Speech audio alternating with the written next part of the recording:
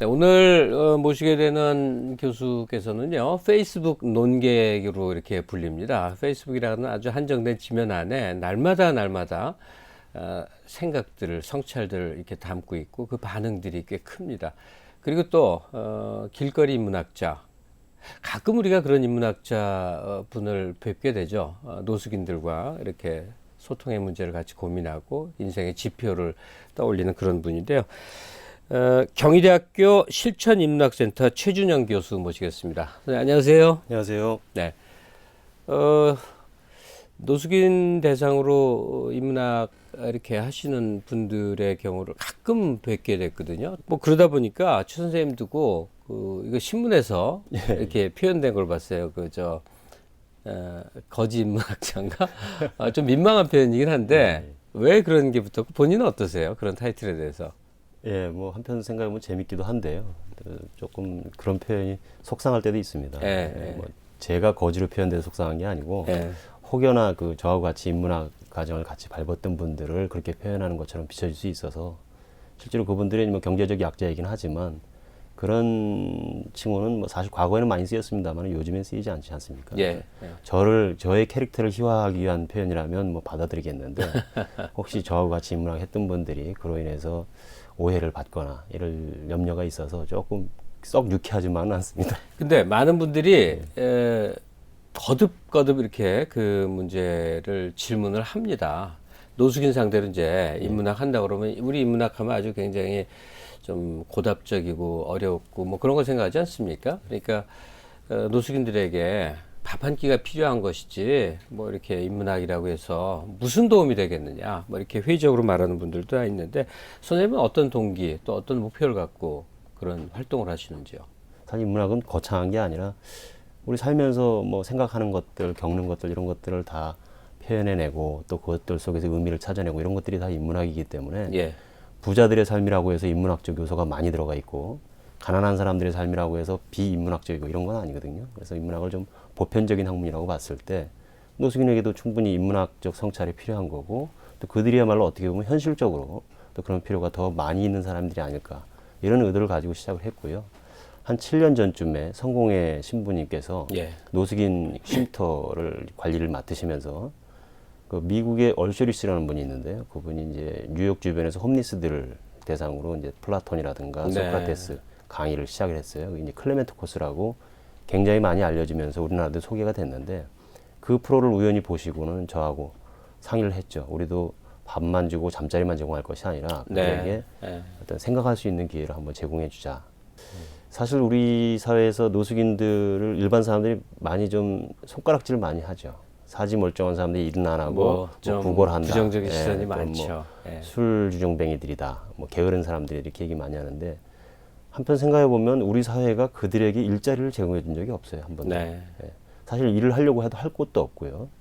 뭐 3D 업종이니 뭐 노동 현장이 이런 데는 뭐 이미 외국인 노동자들이 다 반값밖에 안 되는 임금으로도 기꺼이 일할 수 있는 사람들이 많이 있고 또 노숙인들의 현실이라는 게 기본적으로 이제 멘탈에 문제가 있는 분들도 있고요. 또 건강 상태가 많이 안 좋기도 할 뿐만 아니라 신용불량, 심지어는 이제 주민등록 말소, 구조 밖으로 튕겨나간 분들이죠. 예. 이런 분들이 일을 하고 싶어도 받아주는 데가 없는 거예요. 그래서 이분들한테 장기적으로 일자리를 제공할 수 있는 방법이 뭘까를 고민하던 와중에 영국의 이제 빅이슈라는 잡지가 91년도에 이제 창간이 됐다고 해서 그걸 취재하기 위해서 제가 이제 단신으로 영국을 건너가서 영국 빅이슈 본사를 취재를 하고 와서 한국 사회에서 빅이슈 창간의 필요성이라든가 의미라든가 이런 것들을 열심히 알리고 다녔습니다. 좀 뭐 제 나름대로 뭐 저도 뭐 가난한 과정을 거치면서 살아왔기 때문에 저는 가난은 충분히 잘 안다 이렇게 자신하면서 접근을 했었는데 그분들의 정신 세계를 접하고서는 굉장히 충격이었죠. 일단은 정서적으로 좀 안정돼 있지 않을 거라는 예상은 했습니다만 좀 정도가 심했어요. 이를테면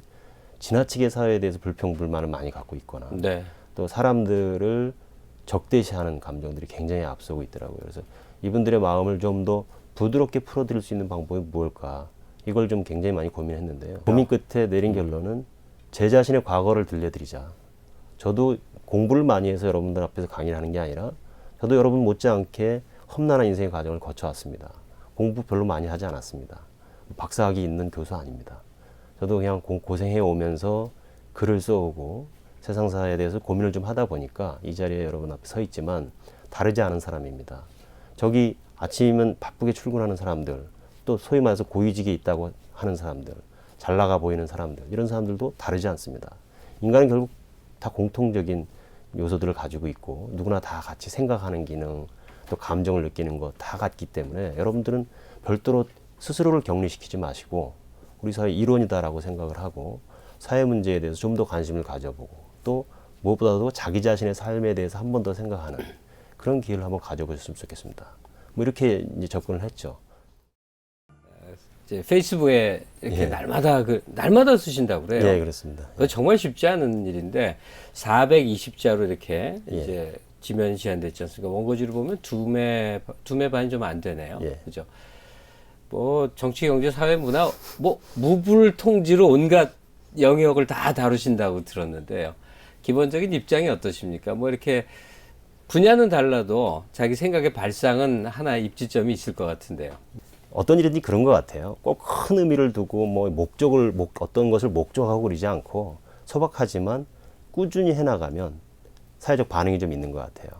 한 10회, 20회 정도 써나가니까 댓글이 붙기 시작하고 네. 또 좋아요를 눌러주는 분들도 계시고 또 제가 썼던 글에 미진한 점을 지적해주는 분도 계시고 420자라는 글자 수 제한 때문에 미진한 것도 있지만 사실은 제 사유 자체가 일천해서 그 어떤 핵심을 짚지 못하는 경우도 있거든요. 예. 그래서 그런 것들을 지적해 주시는 분들 보면 굉장히 고맙죠. 얼굴 없는 스승이죠. 네.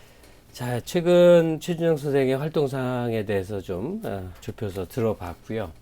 오늘 모신 계기는 결국 인문학자로서의 성찰의 한 단면을 들어보고자 하는 건데요.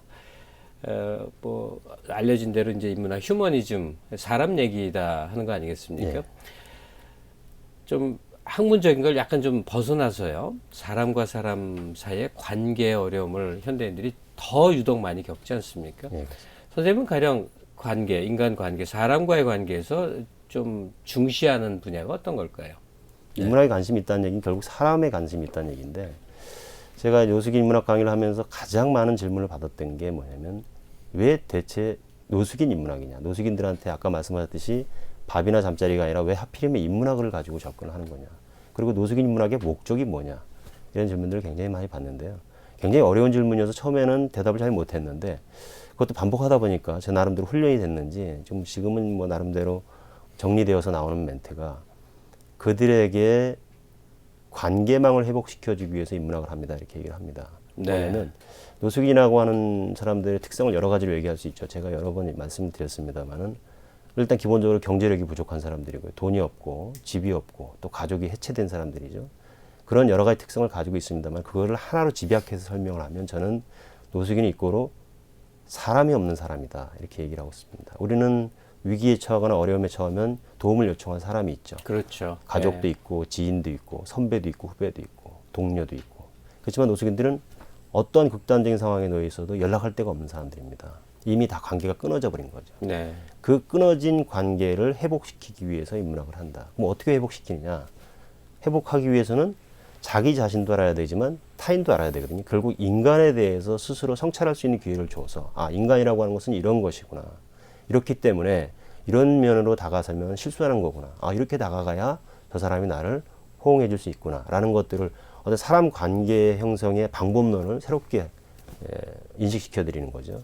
그래요. 노숙인을 정의하실 때 네트워크로부터 완전 차단되고 단절된 사람이다 하는 지적이 맞는 것 같네요. 사실은 노숙자가 아닌데도 정신적 노숙자도 많겠네요. 관계로부터 차단된 종류의, 스스로 차단시키는 종류의 사람도 있고 그런데. 자, 그런 다양한 종류의 사람들, 그 가운데 최준영 선생이 주목하는 게 평범한 사람들이라고 얘기를 예. 하셨어요. 그러니까, 근데 뭐 보니까 신춘문예로 등단하신 적도 있는 작가이신데, 문학 작품 같은 걸 좋아하는 이유가 예. 연히 그냥 보통 사람을 대상으로 이야기를 풀지 않느냐 하는 건데요. 그 평범한 보통 사람이라는 게 어떤 의미일까요? 습관적으로 서점에 가면 어떤 종류의 키워드들이 있는지를 찾으려고 애를 쓰게 돼요. 우연히 봤더니 뭐 보통의 존재, 아주 보통의 연애, 뭐 등등 보통이라는 단어를 가진 책들이 우연치 않게 많이 발견이 되더라고요. 그래서 예. 그 모습이 너무 반갑다. 왜냐하면 제가 상대하는 사람들이 특별한 사람들이라기보다는 대부분 다 보통 사람들, 어떻게 보면 보통 이하로 취급받는 사람들이 많은데 그 사람들을 어떻게 보통 사람들의 반열에 끼도록 할 수 있을까를 고민해 왔기 때문에 출판 트렌드로서 보통이라고 하는 걸 회자되는 것은 굉장히 반가운 일이다 이런 생각을 했고요.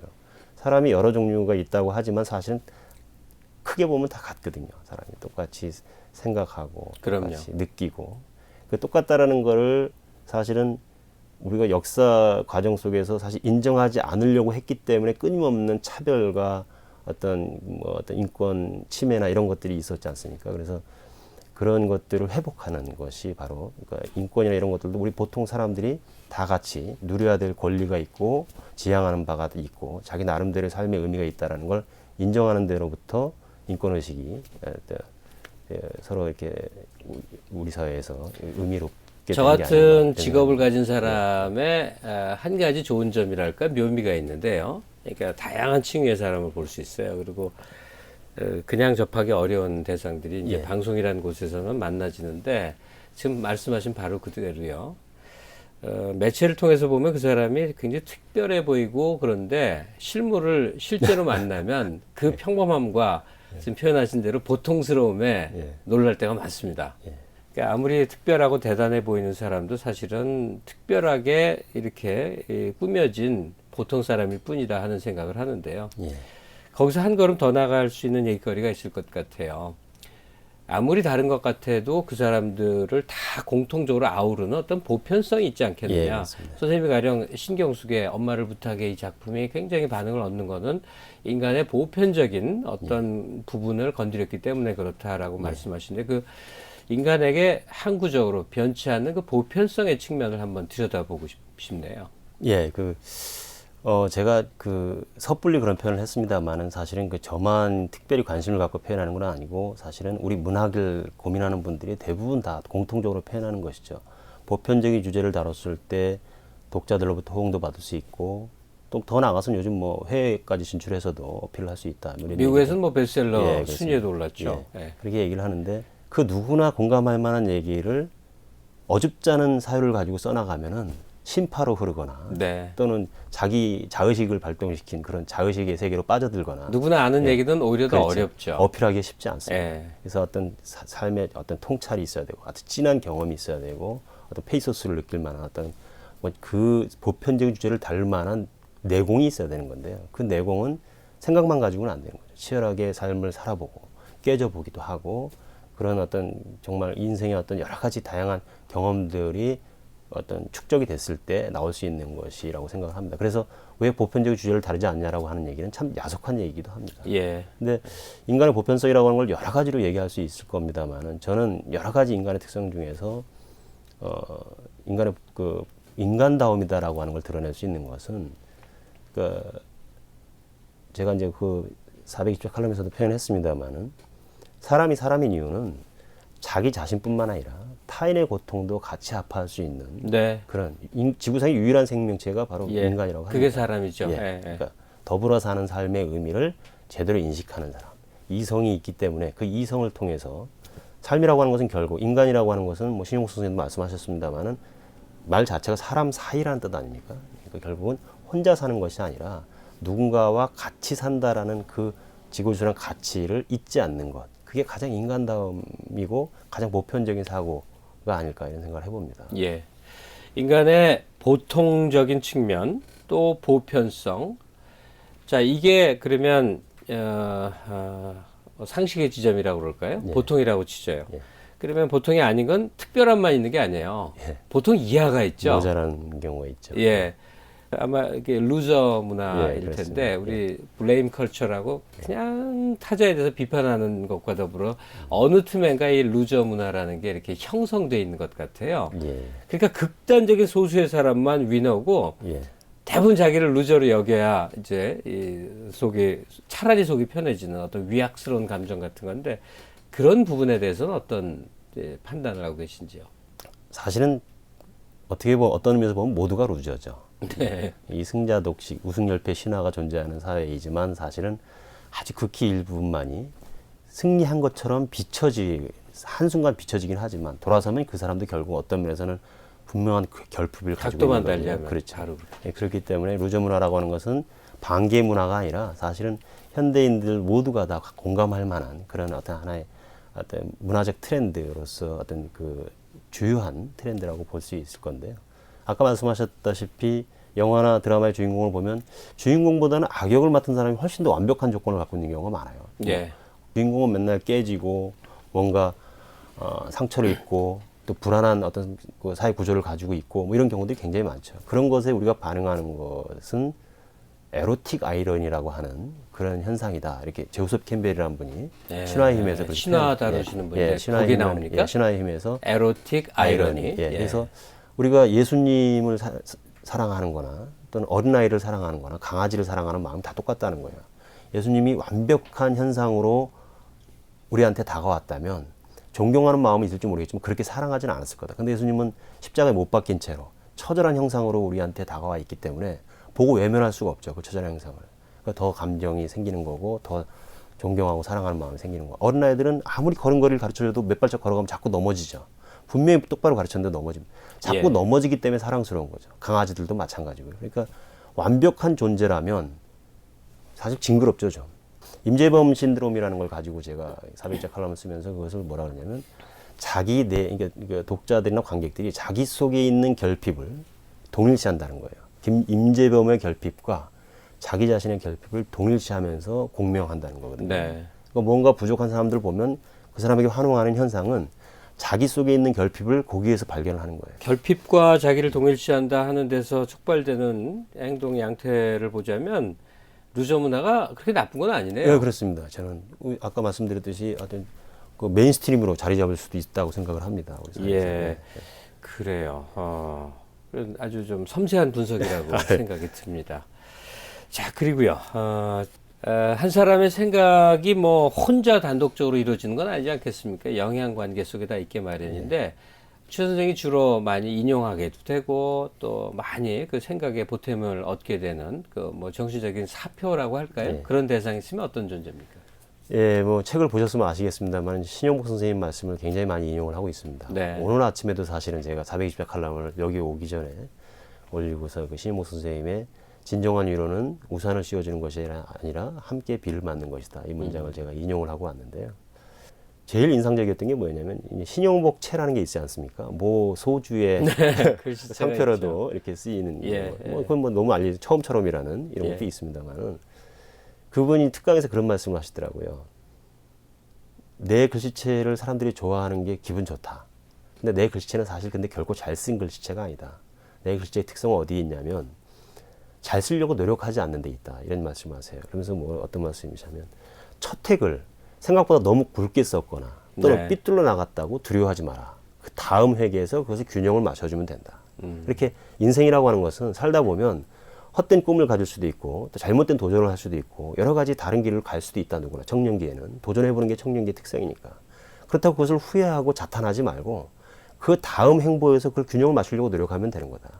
이렇게 썼더니 그 글이 균형감이 있다, 훌륭하다는 평가를 받더라. 네. 그러니까 어떨 때는 내가 전혀 의도하지 않았는데도 글씨체가 너무 삐뚤어진 경우도 있는데 그 다음 여기서 또 반대편으로 더 많이 나가면 균형 잡힌 글씨가 되고 그런 것이다. 인생도 네. 마찬가지다. 서로 이게 한 글자체 안에서 보태가는군요. 그렇죠. 예, 그 말씀이 굉장히 저는 가슴에 와닿았고요. 제가 혼자 어떤 글 속에서 우리가 보통 뭐 시대의 등불이다, 뭐 사상의 은사다 이런 수식어를 붙여드리는 훌륭하신 분들이 많이 있지 않습니까? 이건 제 오리지널티를 주장하고 싶은 건데요. 네. 제가 신용국 선생님을 일러서 시대의 군불이다 이렇게 제목을 붙였습니다. 제가. 그 뭐냐면 앞장서는 등불이고 또 다 같이 함께 되는 촛불은 아니지만 은은하게 우리 방바닥을 따뜻하게 해주는 네, 그런 덮여주는. 군불 같은 존재이시다. 존재를 많이 드러내시지는 않지만 조용하게 우리 사회에 우리한테 메시지를 주고 계신 분. 그래서 시대의 등불이 아니라 예. 시대의 군불. 이제는 경제 가치가 뭐 중요해졌다, 위력이 커졌다 수준이 아니고 경제 가치가 인간의 정신을 지배하는 상황까지 와버린 것 같아요. 근데 계속 그렇게 살아가고 그것이 옳다고만 생각할 수는 없단 말이죠. 흔히 말하는 우리가 갖고 있는 정신적 가치, 이 문제를 도대체 어떻게 균형을 잡을 것이며 우리에게 정신적 지향점들이 자꾸만 작아져가고 기능을 못 한다면 그 문제는 도대체 어떻게 해서 회복할 수 있는 것이며 아주 큰 주제인데요. 질문 드려보고 싶습니다. 우리 세대에 회자되고 있는 세대들의 특성을 제가 이제 강의 때 이제 시민 인문학을 하면서 강의 때 인용했던 게 떠오르는데요. 우리가 보통 20대들을 88만 원 세대다라고 이렇게 한때 규정하지 않았습니까? 예. 88만 원 세대만 굉장히 유명하고 다른 건 별로 유명하지 않은데 저는 탈학교 아이들, 그러니까 고등학교 과정을 중단한 아이들을 대상으로 이제 인문학 강의를 한 적이 있는데 그 아이들 보면서 느낀 게 뭐냐면 20대가 88만 원 세대라면 10대는 44만 원 세대다. 편의점이나 주유소 편의점 같은 데서 알바하면. 밤새 아르바이트를 하는데 한 달에 3, 40만 원을 주머니에 넣기 힘듭니다. 그래서 10대는 44만 원 세대, 20대는 88만 원 세대, 30대는 워킹 푸어. 그 서프라임 모기지론 이후로 워킹 푸어라는 새로운 용어가 탄생을 했죠. 요즘 또 회자되는 40대, 50대들은 하우스 푸어. 하우스 푸어라고 예. 그러죠. 예. 그러니까 굉장히 좀 우울하죠. 그러니 44만 원 세대. 그럼 다 가난하네요. 그렇습니다. 모든 세대가 지금 다 가난해요. 그 젊은 친구들한테 그런 얘기를 제가 가끔 합니다. 20대 이제 요즘 88만 원 세대라고 하고 굉장히 좌절하고 있고 또 힘겨워하는 그 친구들한테 어떻게 보면 이런 얘기가 더 속상하게 만드는 건지 모르겠는데 아까 뭐 공무원 시험만 준비하려고 그러고 대기업 공채 시험만 준비하고 기자 시험만 준비하고 전부 도서관에 앉아서 시험 준비만 합니다. 그리고 내가 이렇게 스펙을 쌓았고 이렇게 좋은 대학을 나왔고 이렇게 공부를 많이 했는데 왜 나에 대한 대접이 이렇게 형편없냐 이거 갖고 따지지 말고 가만히 앉아서 안정된 급여와 조건을 배려해주는 그런 직장을 가려고 하지 말고 현장에 가라는 얘기죠. 영화에 관심이 있으면 영화 현장을 가고 사회운동에 관심이 있으면 시민사회단체에 가서 뭐 급여하고 상관없이 경험을 쌓고 또 자그마한 공장에 가서 정말 이 기본적인 어떤 일서부터 경험을 쌓고 이렇게 가면요 취직할 때 굉장히 많습니다 사실은. 근데 그렇게 안 하고 도서관에 앉아 있다가 그냥 나는 이만큼 공부한 사람이니까 이만큼 시간을 투자한 사람이니까 이만큼 나한테 주어졌으면 좋겠다 이런 너무 나약한 생각에 빠져 있는 경우들이 많아서 이거는 정말로 번외의 얘기이기도 하고 질문하고 상관없는 얘기이기도 합니다만은 이렇게 이제 제가 프로그램 나온 걸 기회를 해서 말씀을 좀 드리는데 찾아보면 사실은 얼마든지 있습니다. 근데 문제는 예. 찾아보면 많은 건 예. 그들도 아는데 예. 그러고 싶지 않다는 거 아닙니까? 그렇죠. 그렇게, 바로 예. 진 땅이 마르고 바로 마른 땅으로 올라가려고 바로 하는 게 저곳으로 가고 문제죠. 싶다는 거 예, 아니에요? 예. 그래서 그런 생각을 조금 바꿀 필요가 있다. 이런 얘기를 좀 드리고 싶은 겁니다. 그 청년들한테도 마찬가지고 아까 말씀드린 세대를 떠나서 모든 사람들이 정말 꾸준하게 묵묵하게 성실하게 꾸준히 뭔가를 지향하면 반드시 세상은 답을 줍니다. 뭐 파울로 코엘료의 뭐 영국사에도 그런 얘기가 나오고 뭐 시크릿인가 그런 책에서 나온다. 진정으로 원하면 온 우주가 도와준다 이런 말을 하지 않습니까? 그게 그냥 듣기 좋은 소리가 아니라 사실은 그런 경험을 가지고 있는 사람들이 많이 있습니다. 뭐 저는 뭐 어줍지 않긴 합니다만은 뭐 저도 어떤 뭐 여러 가지 문제가 있었음에도 불구하고 그 문제가 있을 때마다 저는 사실은 경제적인 문제가 됐고 사회적 성취를 못해서 좌절했던 경우도 있었고 그때마다 사실은 저는 제가 택했던 방법은 일단 도서관으로 갔습니다. 네. 어차피 할 일 없는데 밖에 있으면 술 마시게 되고 사람들 만나 쓸데없이 시간을 허비하게 되고 이런 시간 차라리 그냥 도서관에 가 있자. 도서관에 가면 어떤 효과가 있냐면요. 여기도 지금 그런 느낌이 좀 듭니다만은 겸손해집니다.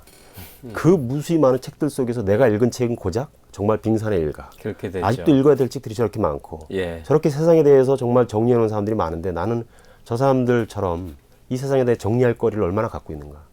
읽어도 읽어도 끝없는 책들을 보면서 아 그동안 내가 재수가 없고 운이 없어서 잘못된 게 아니라 준비가 부족했고 또 그리고 역량이 부족했던 거구나. 그 말씀 근데 지금 말씀에 제가 아주 적극적으로 공감이 가는 게 우리 사회에서 소위 성공했다는 사람들과 대화를 할 기회들이 제가 있었는데 거의 공통점으로 체험을 얘기할 때 그래요. 지금 자기가 이렇게 돼 있을 줄 몰랐대요. 예. 그냥 뭘 계속 했는데 예. 나중에 보니까 이렇게 왔대요. 예. 지금 말씀하신 그 과정이 중요하다는 얘기가 바로 그건 것 같아요. 그렇습니다. 그리고 그 목표나 인생의 길에서 이제 다양한 종류의 사람들이 있지 않습니까? 예. 그 사람의 이 개성차, 편차 여기에 대해서 우리가 또 주목해 볼 필요가 있는데요. 아마 1960년대서부터 할 거라고 생각이 드는데 이제 행동주의 이론 같은 거 나오면서 인간은 얼마든지 교정될 수 있다. 누가 나에게 한 어린아이를 데려와 봐라. 그러면 그게 이러저러저러한 환경을 만들어주면 그는 이러한 사람이 될 것이다. 이게 거의 믿음처럼 팽배했었습니다. 이건 좀 우문일 수 있습니다만 정말 타고나는 몫이 더 클까요? 스스로 연마와 좌절 또 체험 이런 걸 통해서 인생을 만들어 나갈 수 있는 부분이 더 큰 거라고 보여질까요? 근데 이란에 그 샴 쌍둥이가 있었어요. 아자니 그 자매라고. 등이 붙어 있는 자매였는데 똑같은 환경에서 심지어는 몸까지 붙어서 살았기 때문에 정말 다른 성격을 가지리라고는 아무도 생각을 못 했는데 어렸을 때는 그냥 뭐 불편한 대로 살았는데 대학을 들어가서 동생은 신문방송학을 전공하고 싶었고 언니는 법대를 가고 싶었던 거예요. 근데 이제 둘이 몸이 붙어 있으니까 동생의 강의도 들어야 되고 언니의 강의도 들어야 되고 그게 너무 불편하고 또 더군다나 이제 이성의 눈을 뜨고 나니까 붙어 있는 게 너무 불편한 거죠. 그래서 그래요. 병원에 가서 진찰을 해보니까 분리수술을 하면 95%가 죽는다. 살 확률이 5%도 안 된다. 이런 진단을 받았는데도 불구하고 결국 분리수술을 감행합니다. 그리고 결국 둘 다 죽게 되죠. 네. 이게 굉장히 시사하는 바가 많은 건데 인간이 아무리 똑같은 환경, 똑같은 유전자 정보를 가지고 있다 하더라도 결국은 인간의 성격이라고 하는 것은 그 외적인 요인들에 의해서 변화하기 마련이다. 주디스 리치 해리스가 주목했던 것은 이제 거기서는 이제 관계론, 위상론 이런 것들이 나오는 건데요. 어떤 사람들과 관계했느냐, 어떤 사람들의 무리 속에서 어떤 위상으로 살아왔느냐에 따라서 사람 성격이 변한다는 걸 설명하고 있는데요. 제가 이제 결론적으로 말씀드리고 싶은 거는 저는 거창한 철학자를 빗댈 것이 없이 제가 노숙인들하고 만나고 교도소에 있는 수용인들 만나면서 느낀 게 뭐냐면 본래 그랬던 사람은 없다. 그 나쁜 일을 했던 안 좋은 결과를 맞았던 애초에 그런 길로 가야만 될 운명을 타고난 사람은 아무도 없다. 단지 여러 가지 작용들에 의해서 여러 가지 이유로 인해서 단지 어쩔 수 없이 그런 길로 갔을 뿐이고 또 그걸 교정하려고 하는 마음을 누구나 가지고 있다. 그리고 실제로 변화를 일으킨 경험들을 많이 겪었습니다. 제가. 그래서 제가 강연을 다니면 사실 그 노숙인 중에서 자활에 성공한 사람 또는 노숙인 중에서 자신의 어떤 그동안의 삶의 방식을 개선해 보려고 노력하는 사람 어떤 성공의 예를 굉장히 많이 들어주거든요. 그거는 뭐 그 우상화시키는 게 아니라 사실은 실제로 그런 분들을 굉장히 많이 알고 있기 때문인 겁니다. 예. 그래서 인간도 분명히 변한다. 중요한 것은 변화의 시발은 어디서 있느냐. 인문학적 성찰로부터 시작한다. 이렇게 이제 제가 어줍잖게나마 결론을 내리고 있습니다. 예. 노숙인들한테 혹은 뭐 그냥 연 사람한테라도 이제 책의 중요성을 말씀하지 않을 수가 없을 텐데요.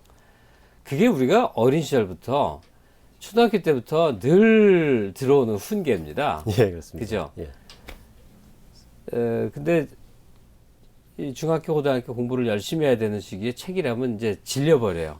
그죠? 학교 다니는 동안에 원래 책 읽을 열망이 있던 사람들이 학과 과정 때문에 책으로부터 참 멀어진다고 생각이 드는데 어떻습니까? 이렇게 책의 중요성은 아무리 강조해도 지나침이 없습니다만 사람들 마음에 설득력을 줘야 되는데 어떤 책의 중요성을 어떤 취지로 얘기를 하시는지. 예, 설득력 있게 말을 해야 되는 거니까 좀 어려운데요. 이런 예를 들고 싶습니다. 요즘 책보다 더 쉽게 다가서는 게 컴퓨터 아닙니까? 그럼요. 인터넷에 거의 빠져 살다시피 하고 또 게임에 중독돼 있는 아이들도 많이 있다고. 그렇게 책 읽기 싫어한다는 사람, 예. 1년에 그냥 한두 권밖에 안 읽는 사람들이요. 예. 하루에 10시간씩 그렇습니다. 활자가 중심인 인터넷을 보고 있다는 예. 건 어마어마한 거죠. 그 특성에 대해서 제가 좀 예. 고민을 하면서 책을 좀 찾아본 적이 있었는데 이제 컴퓨터로 된 텍스트를 읽는 걸 이제 그 텍스트를 하이퍼텍스트라고 그러더라고요. 네. 하이퍼텍스트와 연결된 예, 거예요. 종이 책의 어떤 특성을 비교해낸 논문이 있었어요. 하이퍼텍스트는 생각할 겨를이 없어요. 보다가 관심 있는 단어를 클릭하면 또 그 단어로 넘어가고 관심 있는 그림이 나오면 또 그 그림으로 넘어가고 계속 넘어 그래서 서핑한다 그러죠. 인터넷 서핑한다. 계속 끊임없이 자기 관심사를 쉽게 찾아다닐 수 있기 때문에 깊이 있게 생각할 필요가 없는 거예요. 아까 말씀하셨던 게 10시간 앉아있으면 굉장히 다양한 정보를 접하는데 10시간 동안 끄고 나면 남는 게 없어요. 아무것도 안 남죠. 남는 게 없어요. 그리고 예. 그런데도 불구하고 착각합니다. 종이책은 넘나들지 못하죠. 그렇지만 책을 딱 펼치면 활자와 여백이 있죠. 이 활자와 활자 사이에 행간이 있고요. 줄 사이에. 이 행간과 여백을 보면서 사실은 사색을 하게 만들죠. 네. 저자가 써는 글자를 활자를 그대로 읽어나가는 게 아니라 그 글을 읽어나가면서 자기 생각하고 자꾸 견주어보는 거죠. 나라면 이 상황에서 어떻게 했을까? 나라면 또는 저자는 왜 이 상황을 이렇게 그렸을까?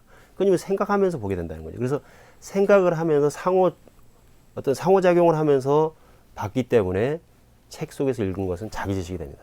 책으로 읽은 것은 제가 강의 때 자신 있게 인용을 할 수 있지만 컴퓨터에서 본 것은 인용이 안 되더라고요. 예. 내 것이 아니기 때문에 내면화되지 않았기 때문에. 종이책하고 인터넷 함량 차이는 명확한데도 예, 그렇습니다. 예, 그게 참 전달이 안 되죠. 예컨대 근본적인 차이를 저더러 만약 얘기하려면 종이책은 모든 책이 그런 건 아닌데 이렇게 감동을 얻을 소지가 많거든요. 그렇습니다. 예. 근데 인터넷 몇 날 며칠 봐도 감동 체험이라는 건 없죠. 그렇습니다. 또 그런 소재가 담겨 있는 매체도 아니니까.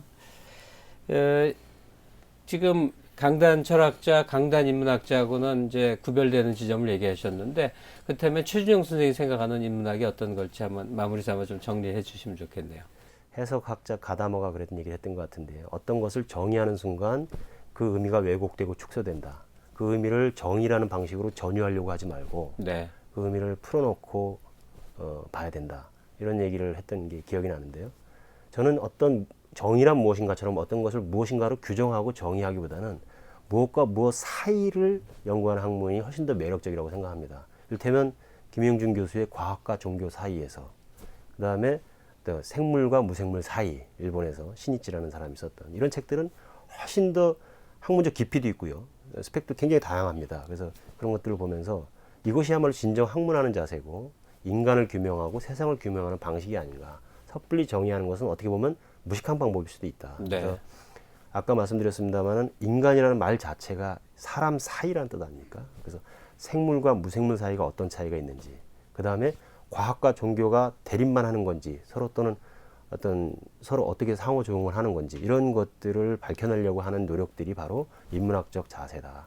그리고 또 인간이 인간으로서 어떻게 하는 것이 잘 사는 것인지를 깊이 있게 고민하다 보면 결국은 사람과의 관계 속에서 스스로를 발견하고 이 우주를 발견하게 되는 거다. 그래서 저는 사이의 인문학, 그리고 관계론, 신영부 선생님 관계론 정리했는데, 네. 그래서 사람과 사이의 관계에 대해서 끊임없이 관심을 갖는 것이 인문학적 태도라고 생각을 합니다. 그러니까 사람이 동물과 달라야 되고, 예. 사람이 괴물이어서는 안 되고, 예, 사람이 사람다울 수 있는 건 결국 선생님 정리하는 방식으로 가서 생각을 해보면 결국 사이에 대한 이해와 관심이겠군요. 예, 그렇습니다. 예. 예, 오늘 많은 말씀이 있었습니다만 이제 사람이 원래 갖고 있는 원래 자리에 대한 생각을 좀 더 많이 해보게 됐어요. 근데 그 원래 중에서 제일 핵심적인 게 홀로 설 수 없다는 거. 인간이라는 글자 자체가 사이를 의미한다는 것. 여기에 대해서 많이 생각을 떠올려 볼 수 있게 됐고요. 선생님 말씀 속에 보니까 문득 우리가 이렇게 꼭 참고해야 될 만한 철학자의 이름들, 우리 사회에서 알려진 인물들이 있는데 그분들에 대한 이제 독서도 게을리하지 말아야겠구나 하는 생각을 새삼 해보게 됐습니다. 오늘 여러 가지 말씀 감사드립니다. 감사합니다. 네, 오늘 인문학 열전 시간 어떠셨습니까? 세친 거리의 인문학자로 불리는 최준영 선생 모시고 우리 삶에 연관되어 있는 실천적인 고민들 두루두루 한번 같이 짚어봤습니다. 반복돼서 얘기를 했습니다만 사람과 사람 사이의 문제들, 거기에 우리가 생각해야 될 거의 모든 것이 담겨 있구나 하는 것을 새삼 느껴볼 수 있는 시간이었습니다. 그 안에 소통이 있고 그 안에 사랑이 있고 그 안에 또 우리가 헤쳐나가야 될 미래의 모습들이 그려지는 거 아니겠습니까? 항상 거기에 대해서 우리 부족감을 느끼게 됩니다만 거듭 생각해보고 또 고민해보고 이런 기회를 자꾸 가져야 되죠. 오늘 시간의 보람은 우리가 이제껏 생각해왔던 것을 다시 한번 더 깊이 생각해보는 기회, 여기에 있다고 생각을 해봅니다. 자, 오늘 시간 마치고요. 다음 주 시간에 여러분 찾아뵙겠습니다. 고맙습니다.